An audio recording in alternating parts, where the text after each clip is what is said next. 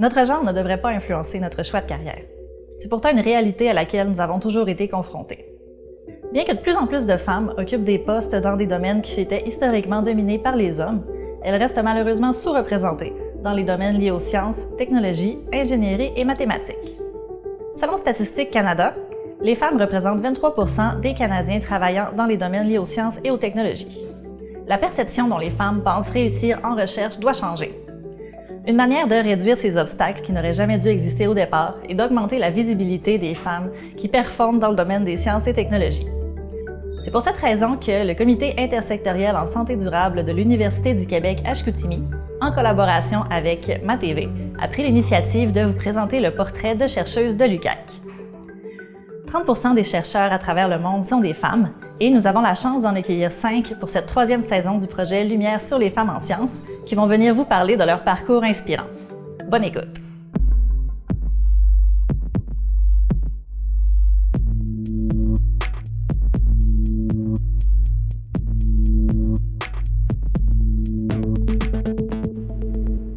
Dans l'épisode d'aujourd'hui, nous vous présenterons le parcours de 2 femmes scientifiques inspirantes, soit Ingrid Daubechi et Elinor Ostrom.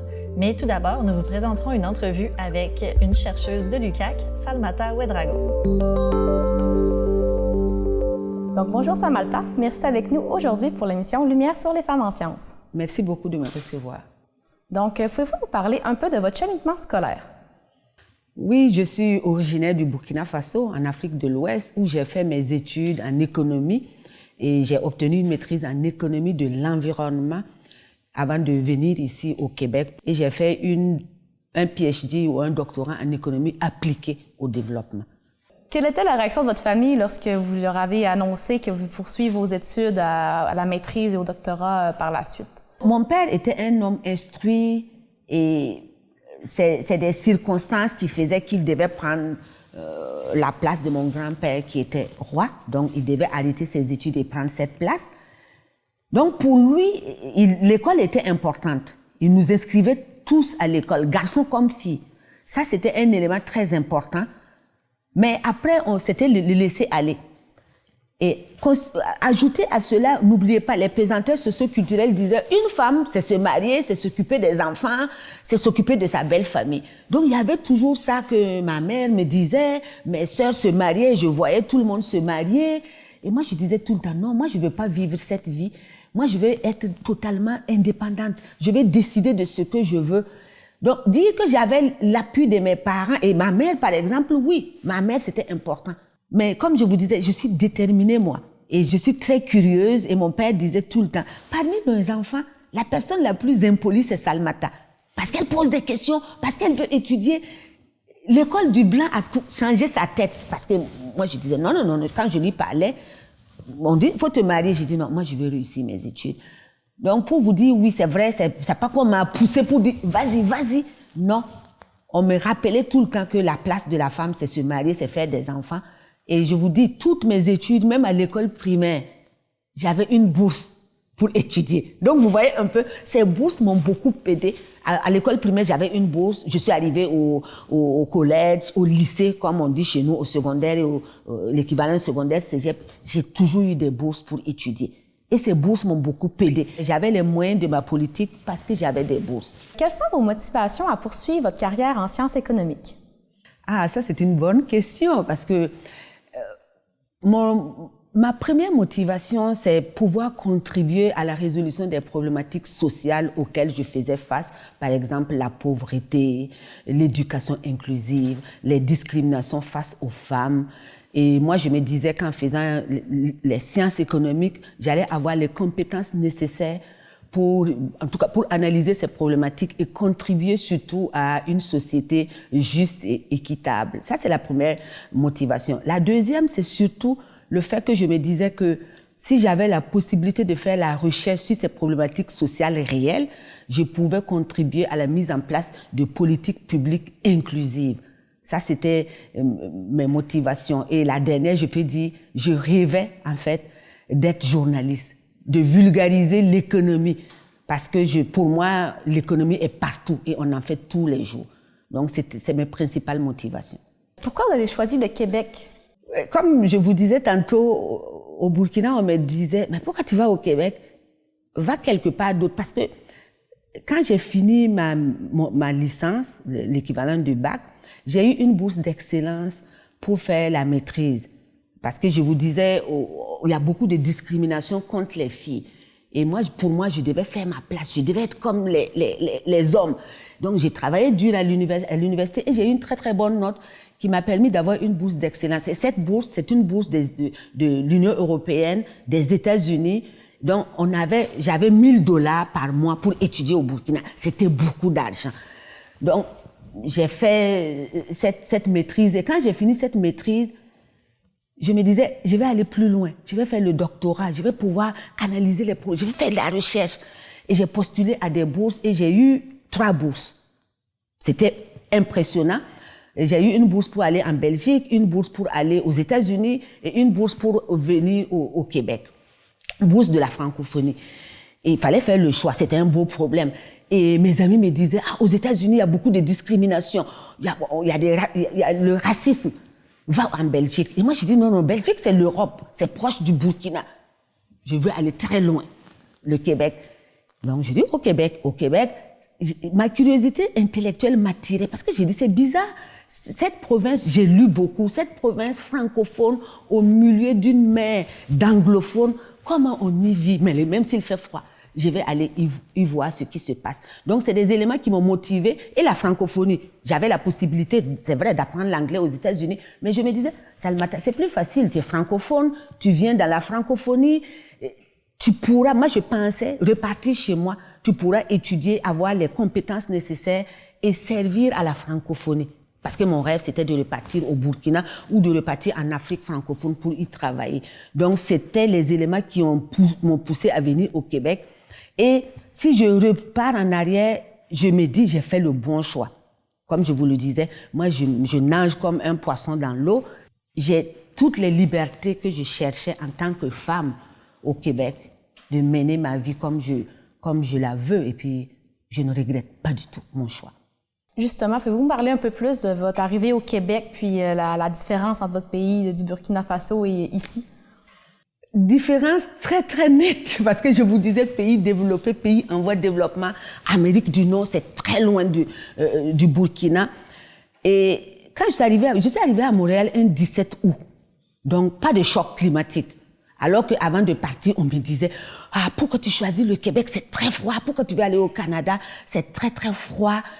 Et puis moi, je disais, non, ça va être très facile pour moi. Je suis arrivée en août, c'était pas difficile. Et Montréal, même si ça fait plus de 20 ans que je suis arrivée, Montréal est une ville multiculturelle. La diversité culturelle, elle est visible. On marche partout, on voit des Noirs, on voit d'autres personnes, d'autres pays. Et cela me permettait de me fondre facilement dans la foule. C'était très intéressant, j'ai pas eu de difficultés. Et je me concentrais vraiment sur mes études. Ce que j'ai détesté de Montréal, c'est l'hiver. À chaque hiver, j'étais en dépression parce que j'étais pas heureuse. La neige n'était pas propre, la neige était sale. Et j'avais un ami québécois qui me disait chaque fois, Salmata, pour aimer l'hiver, il faut faire des sports d'hiver. Et moi, je lui disais, non, pourquoi je vais faire un sport d'hiver? Je viens d'un pays où il fait 40 degrés, ne me demande pas de faire des sports d'hiver. Mais lui, il me disait tout le temps ça. Donc, Montréal, c'était plus facile et j'étais focusée sur mes études. 2008, un poste à Chicoutimi, autre réalité. Je viens en région et même ma directrice de thèse me disait « Salmata, Chicoutimi, c'est bien payé, mais c'est très, très loin. » Et mes amis me disaient « très, très loin. » Et je leur demandais « Mais loin de quoi? Loin du Burkina ou loin de... » Je ne sais pas, parce que si c'est loin du Burkina, Montréal était déjà loin du Burkina. Chicoutimi, j'ai un poste à l'université. Pour moi, c'est prestigieux. Mon rêve se réalisait. Et je suis arrivée en 2008, mais c'était très, très difficile. Pour vous dire, même pour trouver un appartement, c'était très, très difficile. Les gens me promettaient des appartements et quand je partais, on m'appelait pour dire que c'est loué. Pour moi, c'est parce que je suis black. C'est difficile, je le répète, même si on vit les mêmes réalités maintenant. Moi, j'ai vécu cela. Et en région aussi, ça fait plus de 16 ans que je suis à Saguenay et je suis tout le temps frustrée qu'on me pose la question, quand est-ce que tu repars chez toi? C'est comment chez vous? moi, ça me blesse parce que mes enfants sont nés ici. Mon fils est né, il est Saguenayais, il a l'accent du Saguenay. Et moi, je me sens très, très bien au Saguenay. J'adore le Saguenay. Je me retrouve, je m'épanouis professionnellement, socialement. Et quand on me pose la question, je dis, mais c'est blessant parce que je suis chez moi. Pourquoi vous me posez la question quand je repars chez moi, c'est comment chez vous? Quand je repars au Burkina, on m'appelle la Blanche. Quand je viens ici, on me fait dire, tu n'es pas de chez nous. Donc, en général, je dis aux gens, je suis Salmata Ouedraogo de Dolbo Mistassini. Comme ça, on ne me pose plus la question quand je repars chez moi. Donc, en région, c'est ces différents éléments. Souvent, on peut dire c'est des micro-agressions, c'est des questions frustrantes, mais je vous assure que j'adore ici. Suite à vos recherches, est-ce que vous pouvez donner un exemple concret de ce que vous avez réalisé? Je vais vous donner 2 exemples qui me frappent. Par exemple, sur l'analyse des programmes d'alimentation scolaire au Québec. Par exemple, j'ai eu une subvention du ministère de l'Économie, de l'Innovation et de l'Énergie. Et cette subvention m'a permis d'aller voir le déploiement du programme pour la cantine dans les écoles au Saguenay-Lac-Saint-Jean et d'analyser et de démontrer que quand on parle de programme d'alimentation scolaire, les gens pensent juste que c'est l'assiette qu'on dépose et on met un repas. Au-delà de cela, il y a beaucoup d'acteurs qui sont impliqués, beaucoup de parties prenantes qui sont impliquées. Et je suis allée analyser pour voir comment ces acteurs s'entendent, coordonnent tout pour pouvoir déployer de façon efficace le programme au Saguenay-Lac-Saint-Jean, une région éloignée parce que le programme fonctionne à Montréal et le Saguenay-Lac-Saint-Jean était la première région dans laquelle on voulait déployer le programme. Et grâce à cette recherche, ça a permis quand même de comprendre comment ça doit fonctionner, de mettre sur pied des processus de gestion de ce programme qui implique plusieurs parties prenantes. Et ça fonctionne très, très bien. Je suis très fière parce que le ministère de l'Économie, de l'Innovation et de l'Énergie a choisi le projet pour faire une analyse d'impact. Donc, on voit que c'est très intéressant. Et même dans les négociations au Canada pour la mise en place ou dans les consultations au Canada pour la mise en place d'un programme pan-canadien, j'ai été consultée. On a écouté ma voix. Donc, c'est des résultats concrets qui font que je suis très, très fière. Et un autre élément, c'est, par exemple, au Burkina Faso, j'ai eu une subvention du CRSH pour travailler sur les interventions psychosanitaires qui pouvaient être mises en place pour aider les femmes qui dénonçaient, les femmes violentées qui dénonçaient. Et on est arrivé à démontrer, l'article a été publié dans une très, très bonne revue, on est arrivé à influencer les politiques publiques pour dire oui, il faut que vous fassiez attention parce que on est dans une société où les normes sociales prouvent que la violence est un tabou. On ne doit pas dénoncer. Et l'étude a démontré que dénoncer, on nous exclut de la société. Dénoncer, on devient un traître ou l'ennemi. Et aussi, on a pu faire un rapport remis au ministère de la promotion de la femme pour montrer vraiment que oui, les ressources sont là. Au Burkina, par exemple, les ressources sont là. Mais les femmes n'utilisent pas la ressource, les ressources qui sont mises à leur disposition. Donc, la recherche montrait que oui, si les ressources sont là, il faut savoir aussi que les normes sociales viennent entraver l'utilisation de ces ressources parce que les normes sociales nous disent que la violence, elle ne doit pas être dénoncée. Et souvent, on nous dit même la femme peut être violentée physiquement, financièrement, psychologiquement. Et c'est 2 recherches que j'ai vraiment aimé parce que les résultats il y avait des données probantes qui pouvaient être utilisées pour la mise en place de politiques publiques.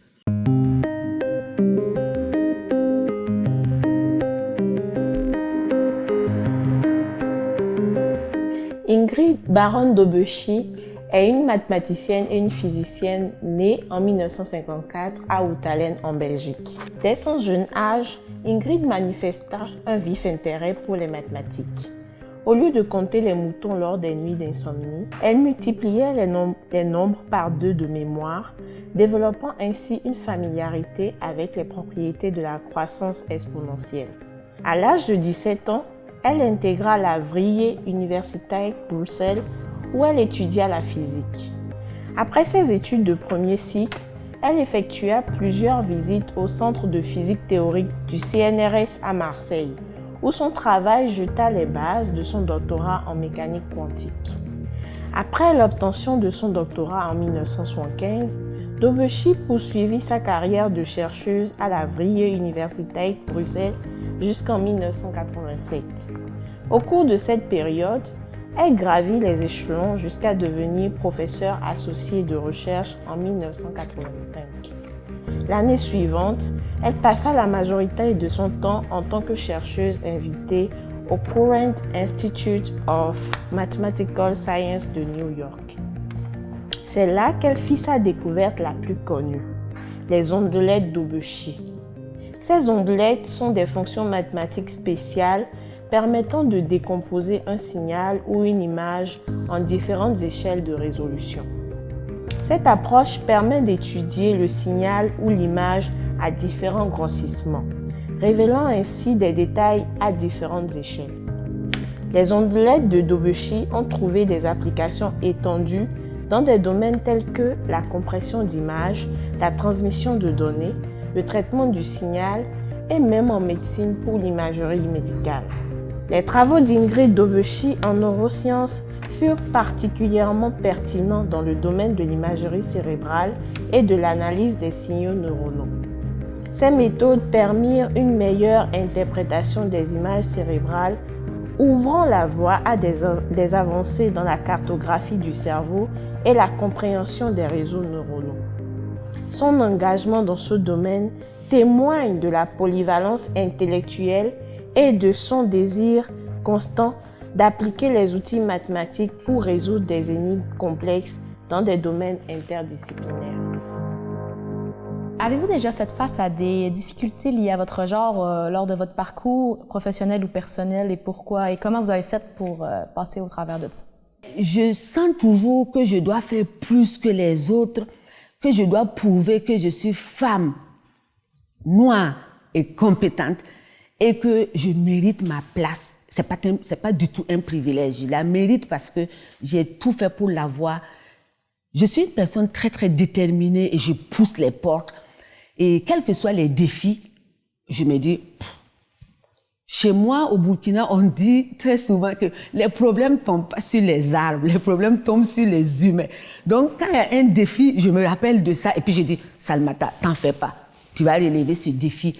Et comme je dis, je m'adapte très, très facilement. Je suis très, très déterminée et résiliente. Donc, en tant que femme et femme noire, il y a des défis, mais je les relève et je me dis tout le temps, il n'y a pas de problème sans solution. Selon vous, est-ce que les hommes ont un avantage dans le milieu de la recherche actuelle? Je vous répondrai oui, sans hésiter, parce que vous allez voir qu'ils sont plus nombreux et c'est mon analyse, ils sont plus solidaires entre eux. Et aussi, il y a des domaines dans lesquels, malheureusement, on n'a pas beaucoup de femmes. Donc, on est minoritaire. Ça joue en notre défaveur. Et aussi, en tant que femme, on se pose toujours les mêmes questions. Est-ce que je vais être capable? Est-ce que je vais pouvoir concilier famille, travail? C'est pas parce qu'on n'est pas compétente, on est compétente, mais on se pose toujours ces questions parce que la société même, est-ce qu'elle nous donne cette place? Est-ce qu'elle a confiance en nous? Ça joue en notre défaveur qui fait que même si on a confiance en soi en tant que femme, on se pose toujours des questions. Donc les défis sont là et les défis sont plus accentués quand on est femme parce qu'il faut toujours faire sa place. Pouvez-vous nous partager qu'est-ce que vous considérez comme votre plus grande réussite ou fierté dans votre parcours professionnel? Être arrivée à là, c'est ma plus grande fierté. Je vais vous dire pourquoi. Je viens d'un pays, comme je vous le disais tantôt, où il y a beaucoup de discrimination et puis les pesanteurs socio-culturelles sont importantes. Les femmes doivent toujours lutter, parce qu'on va te dire, le mariage c'est important, savoir faire la cuisine c'est important.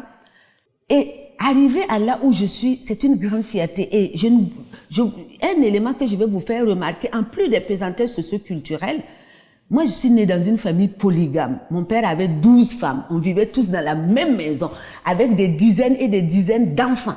Je ne vous dis pas le nombre, je vous épargne ça. Mon père était un intellectuel quand même, mais il y avait toujours le fait que les hommes doivent aller à l'école, pas les filles. J'ai vu mes grandes sœurs mariées et on leur disait se marier c'est plus important.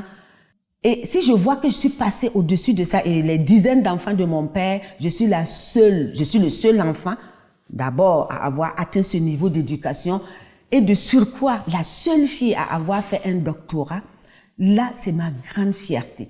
Et la deuxième, c'est pouvoir enseigner, pouvoir partager les connaissances, pouvoir être confronté à des problématiques sociales réelles, et par ma recherche, amener des solutions, publier les résultats de mes recherches, pouvoir influencer un peu les politiques publiques. Ça, c'est ma fierté. Et m'asseoir aussi, voir que mon apport à la société d'ici et la société d'ailleurs est reconnu. Ça, je suis fière parce que en 2022, par exemple, j'ai été nommée au Cercle de l'excellence du réseau des universités du Québec. En 2019, j'ai été décorée au Burkina. Je suis chevalier de l'Ordre national, qui est une reconnaissance très, très importante. Et je suis mère de 2 merveilleux enfants. Je peux vous dire, waouh, j'ai réussi ma vie. C'est vraiment impressionnant. Puis maintenant qu'on a fait un beau tour de ce que vous avez accompli, puis vous pouvez vraiment en être fiers, c'est quoi vos objectifs futurs au niveau de votre carrière professionnelle? Pour moi, le futur, c'est pouvoir contribuer fortement par des résultats de ma recherche, par mettre en évidence des données probantes pour des éléments qui me tiennent à cœur. Par exemple, l'éducation inclusive, que ça soit ici ou en Afrique, que chaque enfant, quelle que soit sa taille, quelle que soit sa couleur des yeux ou sa couleur de peau, quelle que soit son origine, puisse avoir accès à une éducation, qu'on ne discrimine pas cet enfant. Donc ça me tient à cœur. Pouvoir aussi dire un jour que, Salimata, tu as contribué à des politiques publiques pour une société juste, une société dans laquelle tout le monde s'y retrouve. Que même s'il y a des différences, qu'il n'y ait pas qu'on se dise pas, ça ne signifie pas uniformité. Il y a des différences, mais il faut valoriser ces différences, il faut utiliser ces différences, il faut une société juste et équitable.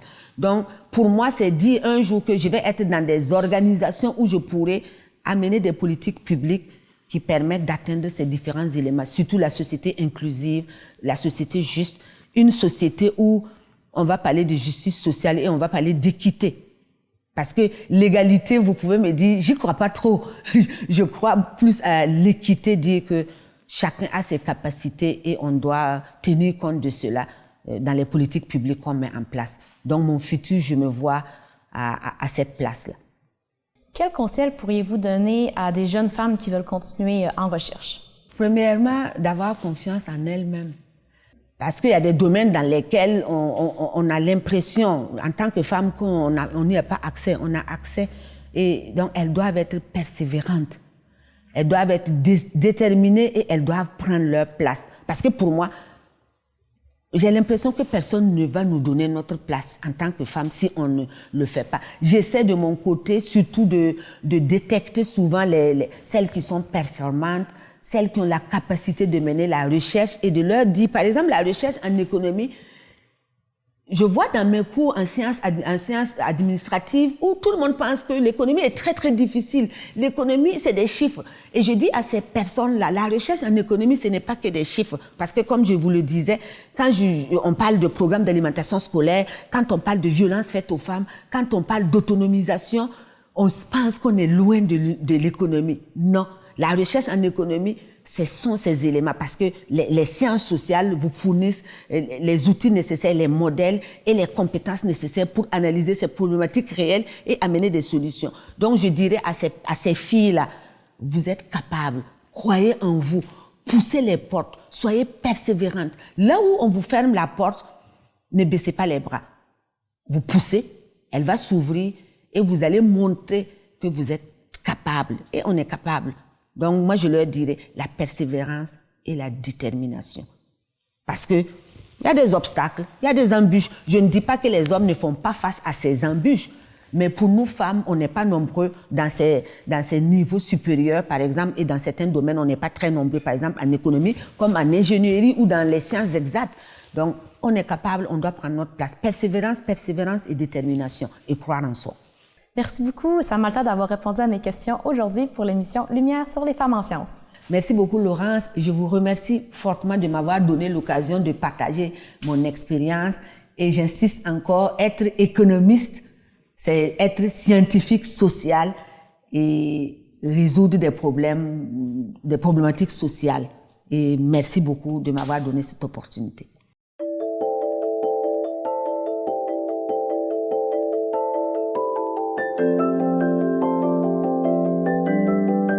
Elinor Ostrom, née en 1933 à Los Angeles, aux États-Unis, est une chercheuse en économie politique née pendant la Grande Dépression au sein d'une famille pauvre.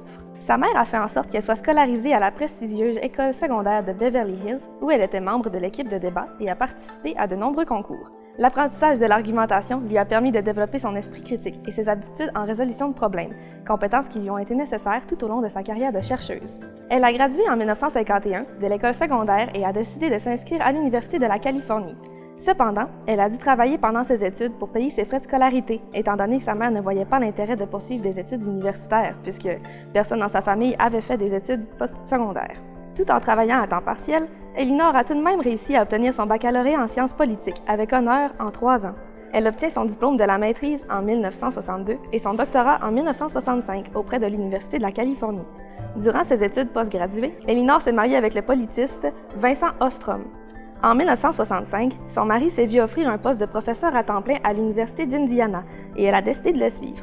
Ce n'est qu'en 1974 qu'elle est devenue professeure à cette université. L'un des moments clés de sa carrière a été la création de l'Indiana University Workshop in Political Theory and Policy Analysis en 1973 avec son mari. Elle a été co-directrice jusqu'en 2009. Elinor Ostrom a travaillé dans la recherche toute sa vie et est décédée en 2012 d'un cancer, le jour où son dernier article, Green from the Grassroots, a été publié dans le journal Project Syndicate. Elinor Ostrom est connue pour son travail sur les biens collectifs et leur gestion. Sa recherche a démontré que des règles se développent pour indiquer comment entretenir et utiliser la ressource d'une manière économiquement et écologiquement durable. Cela lui a permis d'affirmer qu'une réglementation gouvernementale n'était pas forcément nécessaire pour la protection des biens publics. Son travail contredit l'école de pensée de cette époque, qui affirmait que l'homme allait surexploiter toute ressource gratuitement disponible. Son travail sur la gouvernance économique des biens communs lui a permis de recevoir, avec Oliver E. Williamson, le prix Nobel d'économie en 2009. De ce fait, elle a été la première femme à gagner un prix Nobel dans le domaine des sciences économiques.